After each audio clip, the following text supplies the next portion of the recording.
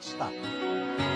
Hanggat meron po mga batang naabuso, hanggat meron po mga batang nasasaktan, hanggat meron po batang mga pinahiya, nandiyan po ako. Whether sila po'y pumunta rito o hindi, asahan niyo po. Ako po ay mangunguna para protektahan ang pinakalabahan. Pasensyahan tayo.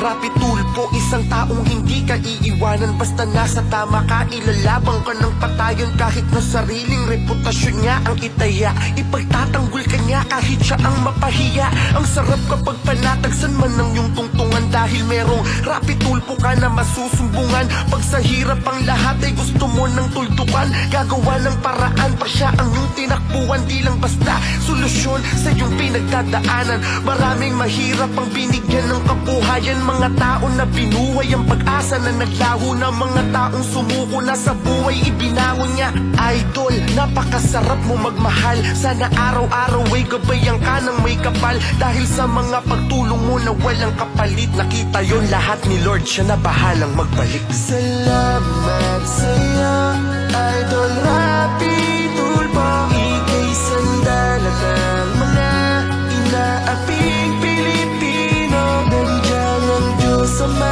nakamasid sa'yo, ika'y ginagabayan.